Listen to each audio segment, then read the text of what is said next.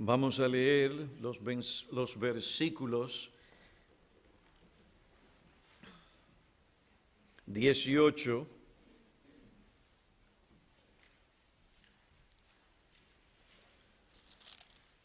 al 31.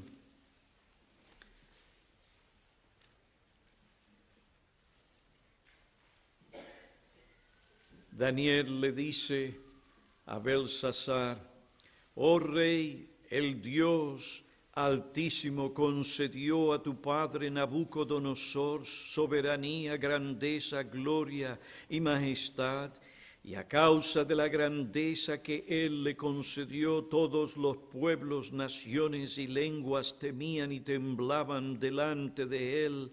A quien quería mataba, a quien quería dejaba con vida, exaltaba a quien quería y a quien quería humillaba. Pero cuando su corazón se enalteció y su espíritu se endureció en su arrogancia, fue depuesto de su trono real y su gloria le fue quitada, y fue echado de entre los hombres. Su corazón se hizo semejante al de las bestias, y con los asnos monteses tuvo su morada. Se le dio a comer hierba como al ganado, y su cuerpo se empapó con el rocío del cielo, hasta que reconoció que el Dios Altísimo domina sobre el reino de los hombres y que pone sobre él a quien le place. Mas tú, su hijo, Belsasar, no has humillado tu corazón, aunque sabías todo esto, sino que te has ensalzado contra el Señor del cielo, y han traído delante de ti los vasos de su templo, y tú y tus nobles y tus mujeres y tus concubinas habéis estado bebiendo vino en ellos, y habéis alabado los dioses de plata y oro, de bronce, hierro, madera y piedra, que ni ven, ni oyen, ni entienden, pero el Dios que tiene en su mano su propio aliento y es dueño de todos tus caminos, no has glorificado. Por lo cual él envió de su presencia la mano que trazó esta inscripción, y esta es la inscripción que fue trazada: Mene, Mene, Tekel, Upharsin. Esta es la interpretación del escrito: Mene, Dios ha contado tu reino y le ha puesto fin. Tekel, has sido pesado en la balanza y hallado falto de peso.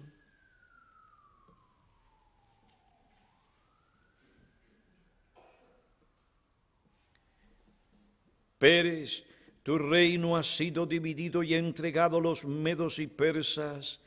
Entonces Belsasar ordenó que vistieran a Daniel de púrpura y le pusieran un collar de oro al cuello, y que proclamaran acerca de él que él tenía ahora autoridad como tercero en el reino. Aquella misma noche, según esta profecía, fue asesinado Belsasar, rey de los caldeos. Este hombre no se humilló delante de Dios, y su reino vino a un fin. Versículo 31, y Darío el Medo recibió el reino cuando tenía 62 años. Vamos a orar. Vamos a orar. Padre, alabamos tu glorioso nombre.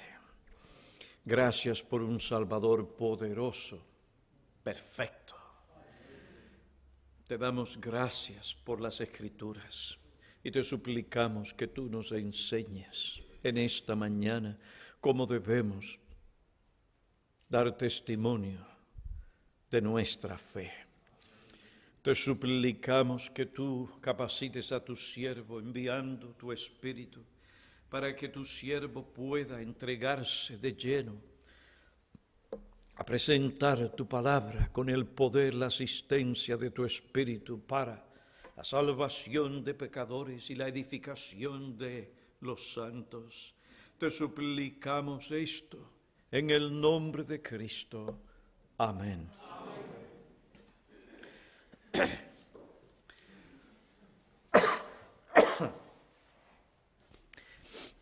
El libro de Daniel contiene mucha enseñanza sobre cómo el creyente debe dar testimonio de su fe. Aunque el testimonio de Daniel de predecir el futuro no es el ministerio al que Dios nos llamó, esto no significa que no hay cosas que debemos aprender del ministerio de este hombre. La forma en la que Daniel dio testimonio de su fe presenta un buen ejemplo no solo para el predicador y el pastor, sino también para cada creyente. Las instrucciones de su libro sobre cómo debemos dar testimonio en una sociedad hostil y pagana son muy relevantes para nosotros. El libro de Daniel, en primer lugar, nos enseña que debemos presentar la verdad con cortesía, consideración y mansedumbre. ¿Cómo debes tú presentar la verdad de Dios? ¿Cómo debes acercarte para evangelizar a los incrédulos? Pues Daniel, el ejemplo de Daniel nos enseña que debemos presentar la verdad con cortesía, consideración y mansedumbre. Cuando Daniel interpretó la inscripción en la pared al rey Belsasar, se dirigió a él respetuosamente. Le dijo, versículo 18, «Oh rey». Aunque Daniel habló verdades fuertes al rey, como escuchamos mientras leía este pasaje de Daniel capítulo 5, Daniel trató al rey con deferencia, le habló según la dignidad y autoridad de la posición que Belsasar ocupaba. Cuando consideramos el conflicto que Daniel y sus amigos enfrentaron en Babilonia al principio de su llegada a este país, vemos que estos jóvenes se comportaron de una manera cortés, respetuosa, sensata y considerada. Ejercieron la gracia de la mansedumbre. Aunque ellos se habían propuesto no contaminarse con la comida del rey, aún así no fueron irrespetuosos ni insolentes cuando intercedieron a su favor o cuando hicieron su petición a los oficiales del rey. Aunque ellos conocían que comer de los manjares y beber del vino del rey les contaminaría, les llevaría a negar su fe, ellos no manifestaron su oposición irrespetuosamente. La orden del rey sobre estos alimentos creó un gran conflicto entre su compromiso con Dios y las demandas del Estado. Se les ordenó hacer algo muy ofensivo para ellos como israelitas. El mismo acto de ingerir dichos alimentos era el equivalente de participar en una ceremonia religiosa en la que se adoraba a un Dios falso. Comer de aquellos alimentos era lo mismo que adorar a otro Dios. Aunque esto era una gran ofensa para aquellos jóvenes, no obstante, a pesar de esta provocación, estos jóvenes se comportaron de una manera respetuosa. Vestidos de mansedumbre, presentaron su petición al jefe de los oficiales del rey. Y cuando el jefe de los oficiales les negó la petición, ¿qué hicieron ellos? Pues buscaron la solución a su problema con el mismo espíritu de mansedumbre. El conflicto creó la oportunidad para que Daniel y sus amigos dieran testimonio de su fe y debían hacerlo y lo hicieron con cortesía, consideración y mansedumbre. Por otra parte, Daniel no solo pensó en él, en su situación y la de sus amigos, él también fue sensible a la posición del jefe de los oficiales. Capítulo 1, versículo 8 declara: pidió al jefe de los oficiales que les permitiera no contaminarse. Parece que esta petición fue hecha en privado. En esta manera, Daniel se cuidó de no socavar la autoridad de este oficial delante de los demás, mientras buscaba cómo él y sus amigos eran librados del mandato del rey. Cuando el oficial le negó la petición, Daniel no se enojó, ni comenzó a hablar irrespetuosamente al oficial. No hizo una huelga de hambre, ni comenzó un desfile o una protesta pública contra el oficial. No, al contrario, estuvo tranquilo mientras buscaba otra forma para no comer de la comida del rey. En el versículo 11 del capítulo 1 vemos que Daniel se acercó al mayordomo a quien el jefe de los oficiales había colocado sobre Daniel y sobre los amigos de Daniel. Daniel se acercó a este hombre y le hizo una propuesta. Dice: te ruego que pongas a prueba a tu siervo por 10 días y que nos des legumbres para comer, agua para beber, que se compare después nuestra apariencia en tu presencia con la apariencia de los jóvenes que comen de los manjares del rey, y haz con tu siervo según lo veas. Observen el lenguaje que Daniel usó para dirigirse al mayordomo. Es un lenguaje que manifiesta respeto. Versículo 12, te ruego. El mismo versículo también nos dice la actitud de Daniel. Daniel reconoció su posición como siervo delante del mayordomo. Hizo su petición de esa manera. Esta manera de hablar mostraba respeto, cortesía, consideración hacia el mayordomo.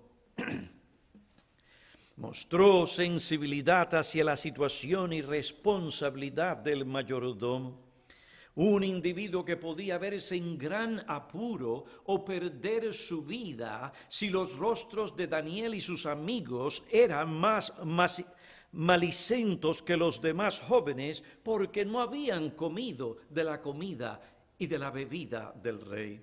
Observen también que Daniel se esforzó por evitar comentarios y controversias innecesarios. Aunque Daniel estaba dispuesto a morir para obedecer a Dios, él no usaría su resolución de no contaminarse como un pretexto para dar rienda suelta a su lengua, ni para pecar, ni para socavar innecesariamente a las autoridades que Dios había colocado sobre él. Aunque estas autoridades eran imperfectas, Daniel no usó la ignorancia o el maltrato de los oficiales del rey como pretexto para él ser irrespetuoso e insensible. No, él presentó su petición y defendió la verdad de una manera piadosa. La conducta de Daniel nos enseña que no es necesario ser irrespetuosos, antipáticos, arrogantes e insolentes para ser fieles a Dios y dar testimonio de la verdad o de la fe. La verdad puede y debe ser transmitida y defendida con cortesía, discreción, tacto, prudencia y mansedumbre. Este principio es importante en lo que respecta a los métodos y la forma en que debemos comunicar el Evangelio a los incrédulos. Al evangelizar a los perdidos, no debemos olvidarnos de que cada uno de ellos es imagen y semejanza de Dios. Aunque son una imagen desfigurada, aún así ellos siguen siendo imagen de Dios. La dignidad del hombre y el valor de la vida humana emergen de esta realidad.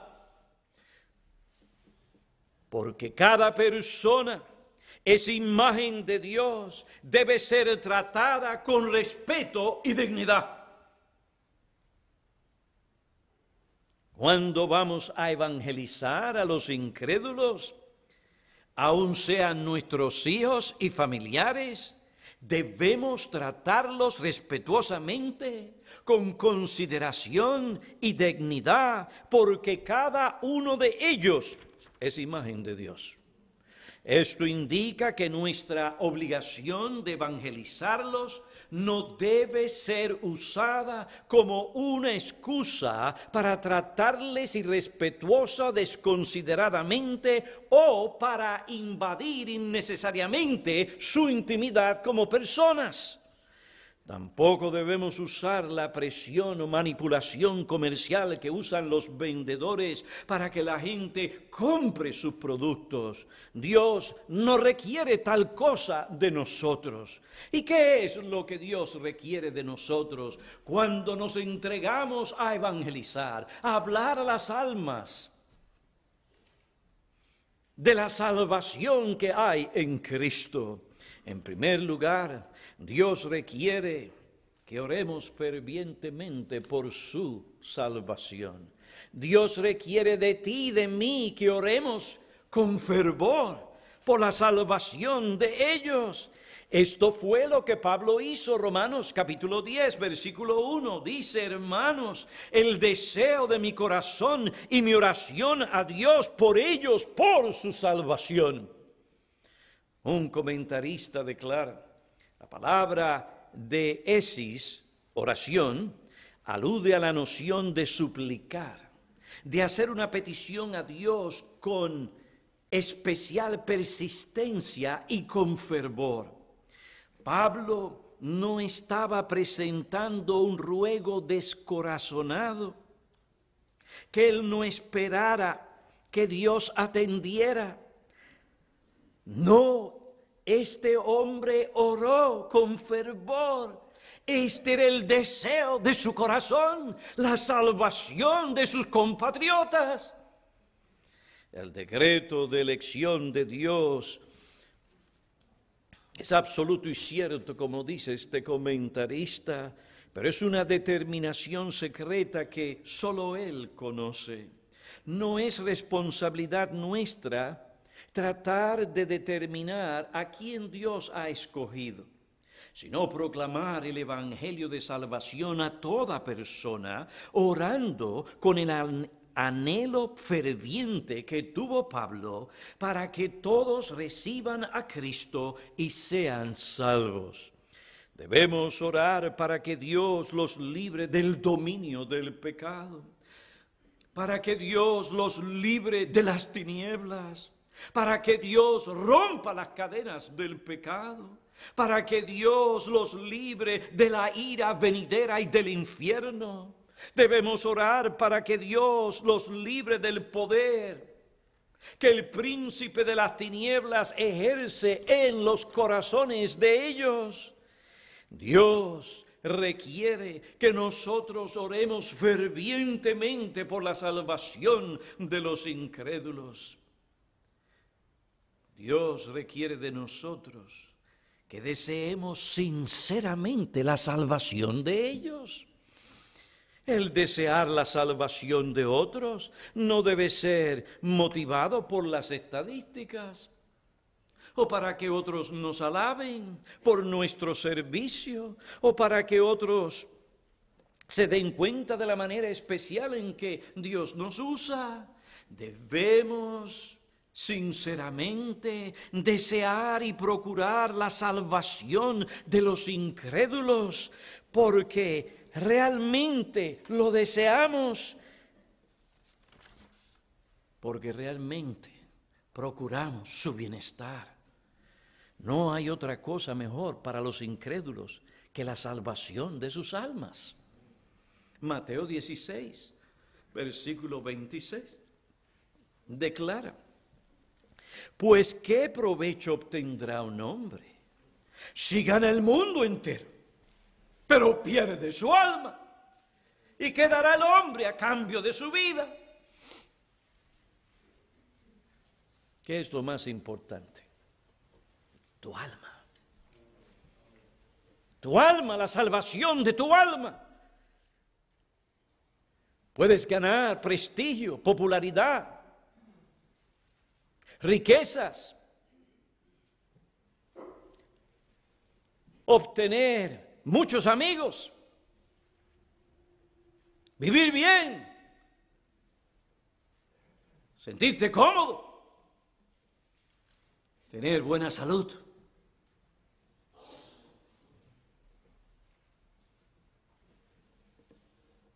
Pero ¿qué te vale todo eso si al final tu alma se pierde para siempre por la eternidad en el infierno y estés allí sufriendo los tormentos eternos por tu pecado?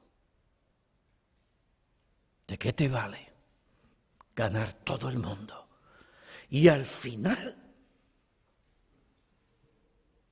se pierda tu alma?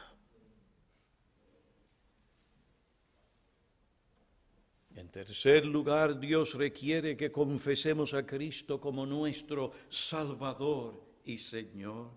Debemos declarar que nuestra obligación suprema es servir, obedecer y adorar al Señor de señores, Jesucristo. El incrédulo debe saber que servimos y adoramos al único y verdadero Dios, Padre, Hijo y Espíritu Santo, y nuestra lealtad suprema pertenece a Él. Debe saber que Jesucristo es nuestro Señor y Salvador. En cuarto lugar, Dios requiere de nosotros que busquemos la oportunidad para dar a conocer el Evangelio a las almas que se pierden. El Evangelio es un mensaje sobre Dios, sobre el pecado, sobre Cristo. Es un llamado a la fe y al arrepentimiento. Un escritor cristiano resume el contenido del mensaje del Evangelio de la siguiente manera, y cito extensivamente: el Evangelio es un mensaje acerca de Dios. Nos cuenta quién es Él, cómo es su carácter, cuáles son sus normas y qué requiere Él de nosotros, sus criaturas. Nos dice que le debemos nuestra existencia. Para bien o para mal, estamos siempre en sus manos y bajo su mirada. El Evangelio nos dice que Dios nos hizo para adorarle y servirle, para expresar nuestra alabanza y para vivir para su gloria. Estas verdades son el fundamento de la religión teísta. Y hasta que estas verdades se comprendan, el resto del mensaje del Evangelio no será ni convincente ni relevante.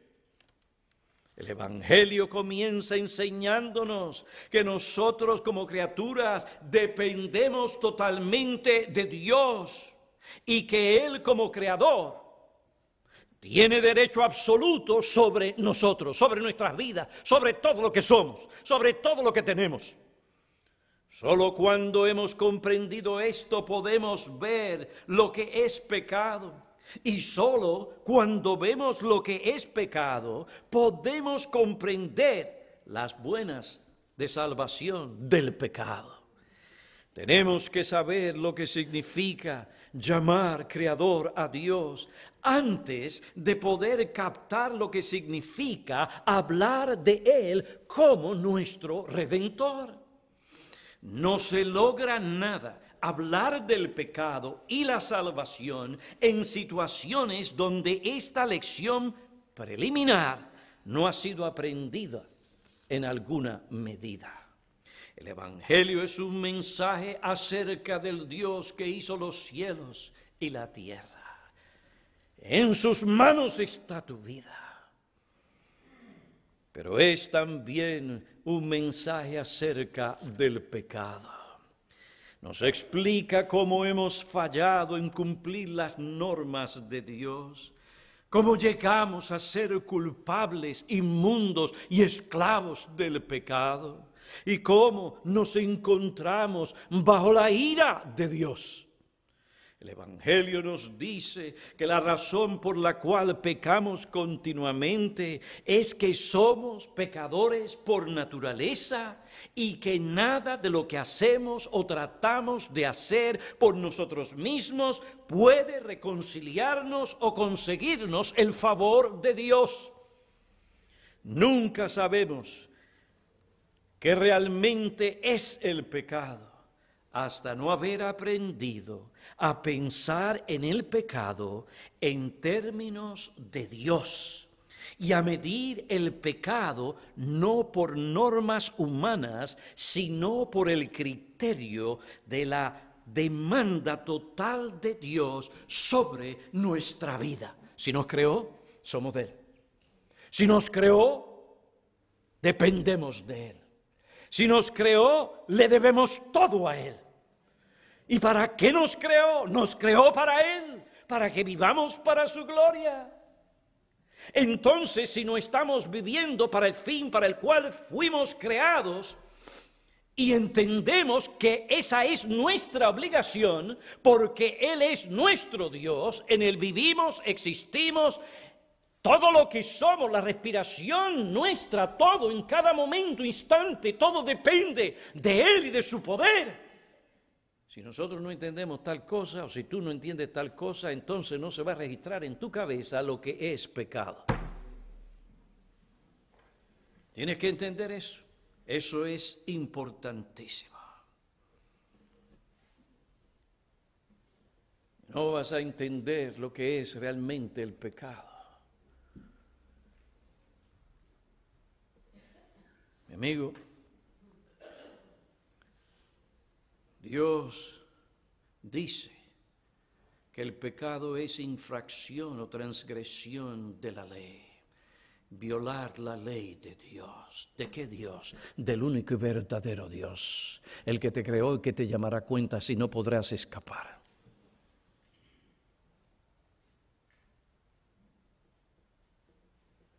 Él exige obediencia de nosotros en todo. Si fallamos en un solo punto, nos volvemos culpables de todo. No dice la Escritura, porque cualquiera que guarda toda la ley, pero tropieza en un punto, se ha hecho culpable de todos. ¿Cómo es eso? Porque el haber faltado en un punto significa que has violado la autoridad soberana de Dios. Eres culpable como si hubieras quebrantado cada uno de ellos y en esencia los has quebrantado todos porque has ido en contra de la autoridad de Dios. Añade el escritor cristiano, quien da una aclaración muy importante. Lo que tenemos que entender es que los remordimientos del hombre natural no son de ninguna manera lo mismo que la convicción de pecado. No es, por lo tanto, que un hombre se convenza del pecado cuando está afligido por sus debilidades y faltas que ha cometido. Convicción de pecado no es meramente sentirse abatido por lo que uno es, por sus fracasos o su ineptitud para cumplir las demandas de la vida. Tampoco es salvadora una fe si el hombre en esa condición recurre al Señor Jesucristo meramente para que lo tranquilice, le levante el ánimo o lo haga sentirse seguro de sí mismo. Tampoco estaríamos predicando el Evangelio si lo único que hiciéramos fuera presentar a Cristo en términos de lo que el hombre siente que quiere. Así es que hacen algunos. Le preguntan, ¿eres feliz? ¿Te sientes satisfecho? ¿Quieres un amigo? Entonces acércate a Cristo. Él satisfará todas tus necesidades Y lo presentan así como si el Señor Jesucristo fuera una hada madrina o un superpsiquiatra. Estar convencido de pecado significa no solo sentir que uno es un fracaso total, sino comprender que uno ha ofendido a Dios, ha despreciado su autoridad, le ha desobedecido y se ha puesto en su contra, de manera que ha arruinado su relación con Él. Ahí está el punto. Y si un pecador no ve esto, no tiene convicción de pecado. Hermano, usted puede ir por ahí y preguntarle a las diferentes personas si se sienten felices. Y va a encontrar que entre ellos hay gente que le va a decir, sí, yo me siento feliz. Y usted le pregunta, ¿usted te siente satisfecho? Claro, claro. ¿Cómo no me voy a sentir satisfecho? Mira lo que me da el presidente Obama. Tengo televisión, tengo teléfono, tengo esto y ahora tengo también seguro médico a expensas de otros. Y no tengo que esforzarme, porque si soy pobre, todo está cubierto. Allá aquellos que son de la clase media, ellos son los que tienen que sostenernos a nosotros. Felices, sienten felices, gratis. Hay mucha gente que se siente feliz, satisfecha, los placeres del mundo. Vaya a preguntarle a decir, bueno, tú estás sabroso, ¿cómo que te pasa a ti? ¿Cómo tú me vas a preguntar a mí si yo no me siento satisfecho y yo no me siento feliz? Mira lo mucho que yo disfruto de la vida. Hermanos, una persona puede estar feliz o puede que no esté feliz, ese no es el punto. El punto que sea feliz o no sea feliz, eso no es el punto que ha ofendido a Dios. Ese es el problema. Ha ofendido a Dios, ha despreciado la autoridad de Dios, ha desobedecido a Dios y se ha puesto en contra de Dios de tal manera que esa persona, aunque se sienta feliz, esté satisfecha, le gusten sus placeres, ha arruinado su relación con Dios. Ese es el problema. Así que no es asunto si tú tienes mucho dinero y te sientes feliz. Dios nos dice que le tenemos que decir al incrédulo, aunque tú te sientas feliz, tú tienes un problema. Tú tienes un Dios airado, porque Él te hizo. Y que es tú lo que tú has hecho, tú le has ofendido. No a cualquier ser, tú has ofendido a Dios. ¿Cómo? Has quebrantado su ley. Has desobedecido, has socavado su autoridad soberana para él decirte cómo vivir. El Creador tiene esa autoridad y Él la va a ejercer. Y tú te darás cuenta que Él la ha ejercido a través de tu vida y finalmente lo reconocerás claramente sin ningún asunto de que si no entiendo, cuando te veas en el infierno. Porque la paga del pecado es la muerte. Adán, el día que peques, morirás. Y esta ha sido la experiencia de cada ser humano. Porque es cosa horrenda pecar contra Dios, socavar y despreciar su autoridad. Así que el problema no es si tú te sientes triste o tú te sientes feliz. El problema aquí es que tú has ofendido a Dios. Ese es tu problema. Incrédulo, ese es tu problema en esta mañana. Es un problema tan serio que Dios tuvo que enviar al único que podía resolver el problema del hombre, entre el hombre y Dios, a Cristo. Cristo tuvo que tomar una naturaleza humana para venir a este mundo, para pagar por el pecado. Fíjate, qué cosa grave. Hoy en día tú te sientes aquí y aunque tú te sientes muy contento con tu maquinita, ¿dónde está? Ya se me perdió la mía, no la tengo aquí abajo. Y estás esperando ahí que el pastor termine para empezar.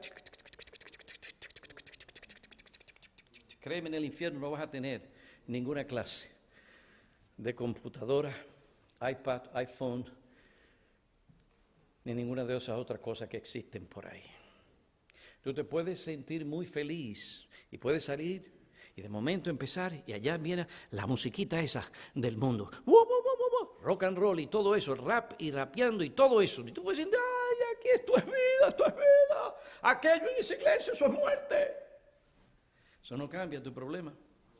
No cambia tu problema. Porque un día tú vas a morir.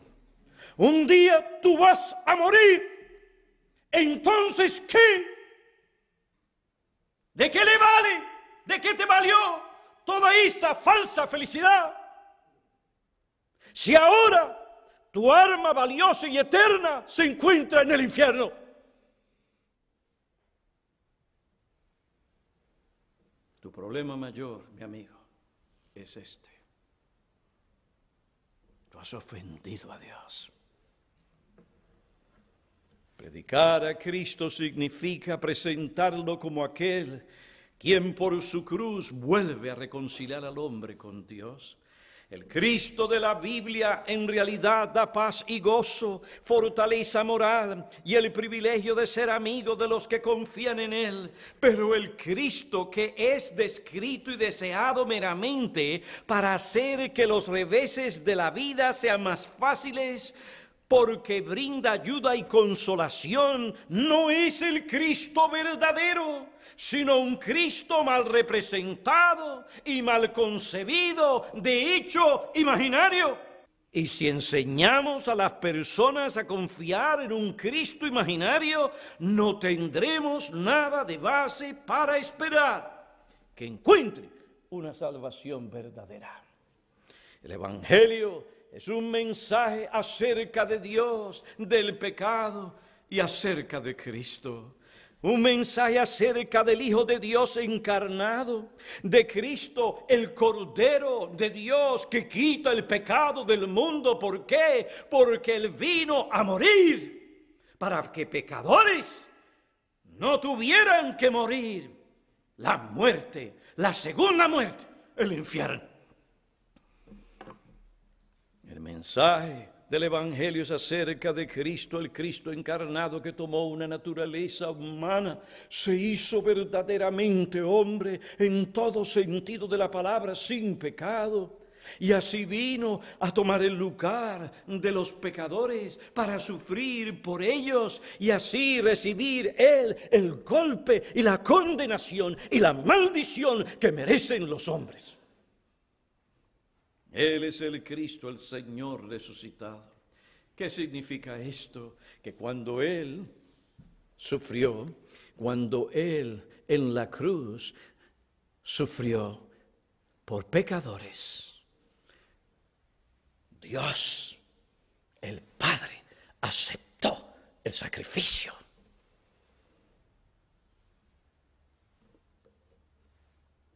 Aún más el Evangelio es acerca de un Cristo perfecto. Todo lo que Él es en su persona y todo lo que Él ha hecho en su obra es suficiente para salvar completamente al pecador. No hay que añadir nada. De hecho, no podemos añadir nada. Todo esfuerzo, toda obra nuestra, por más buena que sea, no cumple con las exigencias y demandas de la justicia y la santidad de Dios. Por consiguiente, tal cosa o tales cosas son inaceptables. Pero he aquí su Hijo amado, en quien Él se complace completamente. Vino a hacer la voluntad del Padre. ¿Y cuál era la voluntad del Padre? Que Él sufriera en una cruz y allí recibiera la maldición y allí sufriera condenación y allí muriera. Conociera en su existencia, aunque no podemos nosotros explicarlo en palabras, sufriese allí el infierno, para que nosotros los creyentes y tú, mi amigo, si te arrepientes, no conozcas lo que es el infierno.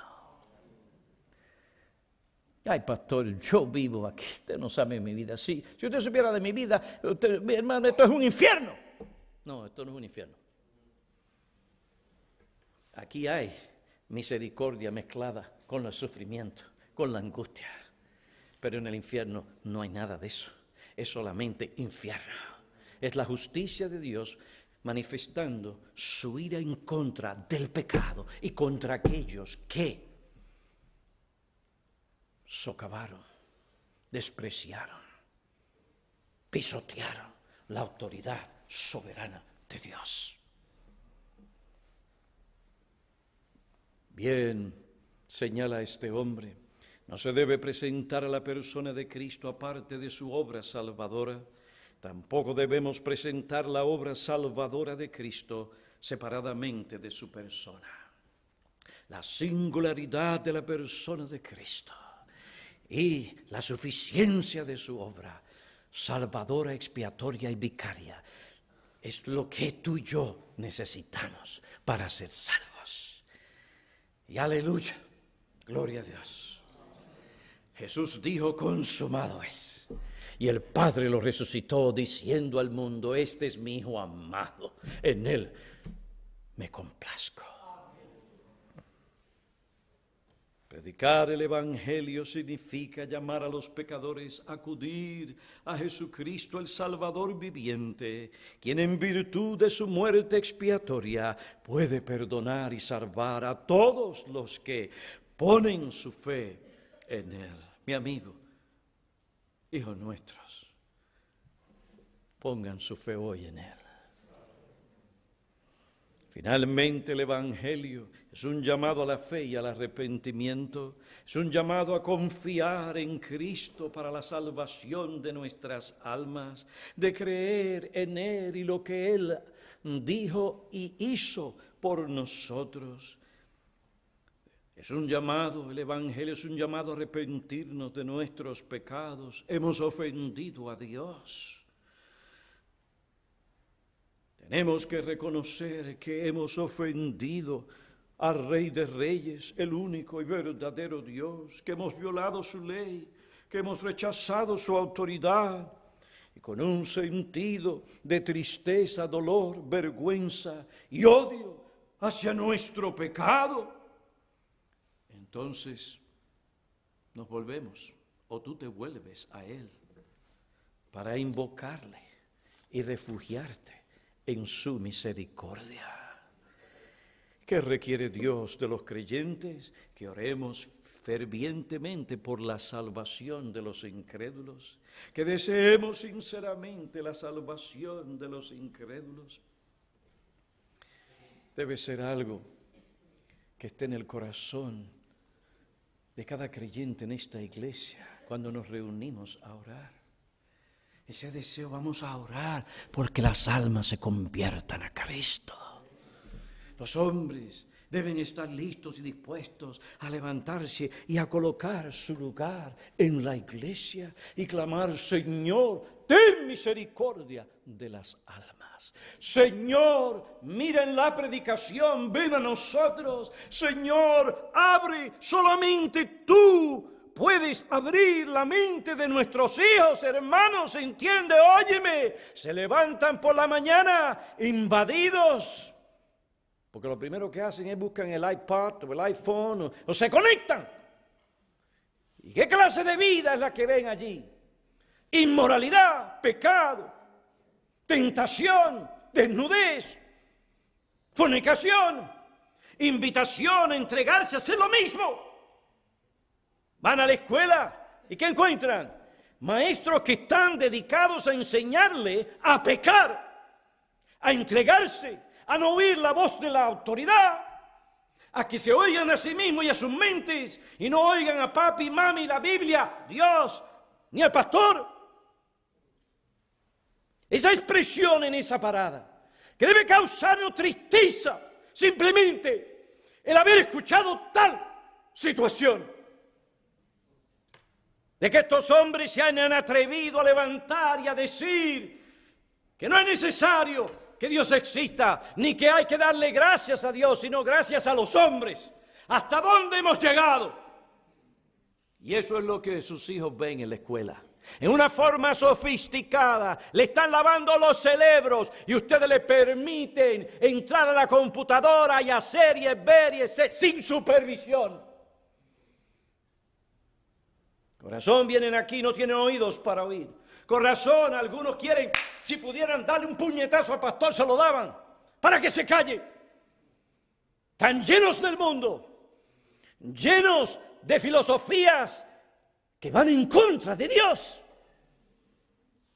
¿Quién puede ir contra eso? ¿Quién puede cambiar la mente de estos niños, de estos jóvenes, de estos adultos, llenos de esos pensamientos? Tú y yo no podemos. Yo puedo escargarillarme aquí, predicando y gritando y haciendo lo que yo quiera. Nada va a cambiar sus mentes, solo Dios. Ese simple pensamiento debe llevarte a levantarte como hombre y a clamar a Dios. Señor, ten misericordia. Déjanos ver tu poder manifestándose en esta iglesia. Oh Padre, tú has dicho que los hombres oren en cada lugar. Yo soy un hombre, tú me has salvado, yo voy a clamar. Oh Padre, perdóname, tal vez no puedo orar como lo hizo en toda esa manera en que aquel lo hace, aquel lo hizo.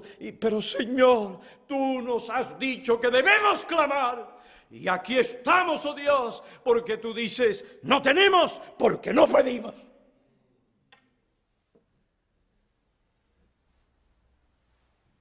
¿Qué requiere Dios de nosotros los creyentes? Que oremos fervientemente, que deseemos sinceramente la salvación de los incrédulos, que confesemos a Cristo como nuestro Señor y Salvador, que busquemos la oportunidad para presentar el mensaje del Evangelio. Esto es un mensaje acerca de Dios, del pecado, de Cristo. Es un llamado a la fe y al arrepentimiento.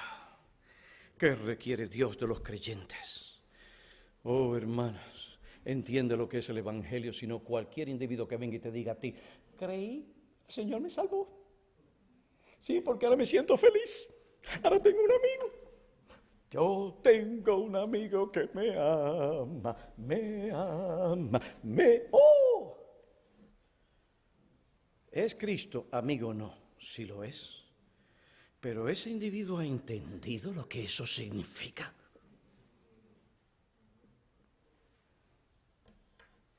Por sus frutos los conoceréis. ¿Saben lo que es convicción de pecado? ¿Qué requiere Dios de los creyentes en quinto lugar? Que muestren amor por los incrédulos. Esto nos llevará no solo a predicarles el verdadero evangelio, teniendo en cuenta lo que Dios requiere al predicarlo, sino que también nos llevará a dar testimonio de la verdad con cortesía, consideración y mansedumbre. Es necesario comprender que Dios no requiere que al dar testimonio del Evangelio nos convirtamos en personas desconsideradas, pesadas, odiosas, que solo hablamos del Evangelio al punto que los incrédulos huyen de nosotros cada vez que nos ven por nuestra insensatez, insensibilidad o arrogancia. No, eso no es lo que queremos. Y ciertamente predicar es una cosa, evangelizar de persona a persona es otra. ¿Te estás seguro que yo no voy a estar hablándola con el mismo tono que hablo desde este púlpito cuando estoy evangelizando a las personas? Son dos cosas, en cierto sentido, a lo que me refiero, diferentes. No excluye si la oportunidad se presta y no se va a tomar como una descortesía. Pero el punto es que debemos ser cuidadosos cuando hablamos del Evangelio a las personas y no podemos convertirnos en personas desconsideradas, pesadas y odiosas. Algunos creyentes insensatos, al ver al incrédulo, lo único que piensan es en otra oportunidad para evangelizar. Quieren evangelizar en un momento inoportuno. Otros, cuando evangelizan, no tratan al incrédulo con dignidad, sino como si fuera un cliente más, a quien pueden vender su producto. Daniel no trató a las personas de esa manera. Cuando él habló, lo hizo con discreción y sensatez. Capítulo 2 de Daniel, versículo 14. Habló con tacto, con prudencia, habló con sensatez. Por otra parte, el amor a las almas y no la culpa es lo que debe motivarnos a evangelizar. Algunos testifican para no sentirse culpables. Evitar estos sentimientos no es lo que nos debe llevarnos principalmente a evangelizar. Pablo dijo a Timoteo: por tanto, todo lo soporto por amor a los escogidos, para que también ellos obtengan la salvación que está en Cristo Jesús, y con ella gloria eterna. Observen la motivación que les llevó a Pablo a evangelizar. Por amor, no para evitar solamente un sentimiento de culpa. Debemos cuidarnos de aquellas personas que quieren poner una presión desmedida sobre nosotros para que evangelicemos a los incrédulos, que innecesariamente crea sentimientos de culpa. No debemos dejarnos controlar por tal presión. La verdad y los motivos evangélicos son los que deben animarnos a evangelizar, y debemos hacerlo con cortesía, consideración y mansedumbre. Pedro declara: estando siempre preparados para presentar defensa ante todo el que os demande razón de la esperanza que hay en vosotros, pero hacedlo con ¿qué? Mansedumbre. Palabra en el griego tiene que ver con temor, con reverencia, con cuidado. Pedro instruye a los creyentes a que se conduzcan con amabilidad. Su defensa debe ser respetuosa, reverente y con cautela. Reverencia por lo solemne del tema. Con cautela debe conducirse de tal manera que aquellos que se oponen no tengan razón válida para censurarnos o acusarnos delante de algún tribunal. Alguien dijo: con nuestra conducta hemos de hacer todo esfuerzo por demostrar honra y respeto por Dios y por quienes Dios ha puesto sobre nosotros. Primera de Pedro, capítulo 2, versículo 13 al 17. Aunque la palabra de la cruz es escándalo y ofensiva para muchas personas, nosotros no debemos ser personas ofensivas. Algunos cristianos, cuando evangelizan a otros, son ofensivos, irritan innecesariamente y ofenden.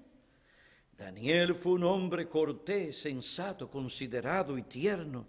Testificó de su fe en Babilonia con cortesía, consideración, mansedumbre.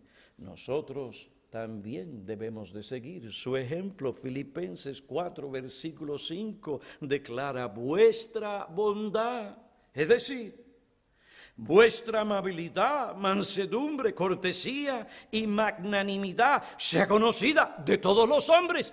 El Señor está cerca. Hasta aquí hemos considerado nuestra obligación. Debemos evangelizar a los incrédulos. ¿Cómo debemos hacerlo? Debemos dar testimonio de nuestra fe con cortesía, consideración y mansedumbre. Esto nos llevó a considerar lo que Dios no requiere y lo que requiere de nosotros al evangelizar. Queridos hermanos, oremos a nuestro Dios. Nosotros tenemos que cuidarnos. Podemos dejar que las cosas de este mundo, los entretenimientos de este mundo, las responsabilidades que tenemos sí, que tenemos que cumplir, pero cada cosa en su lugar y en su tiempo. Pero que todas estas cosas, si no nos cuidamos, no nos permitan compartir con otros el Evangelio. Hay almas que salvar. Bueno, tal vez sonaré como un pentecostal, pero estamos en campaña. Dice el corito, porque hay almas que salvar. Almas que salvar, almas que salvar. Estamos en campaña porque hay almas que salvar. Oremos. Oh Padre, ten misericordia de nosotros. Anima nuestros corazones para que, por amor a las almas, les demos a conocer el Evangelio de Cristo. Oramos por los nuestros amigos que no conocen a Cristo, confundidos, llenos de pensamientos, que el mundo, el diablo y su propio corazón han puesto en ellos.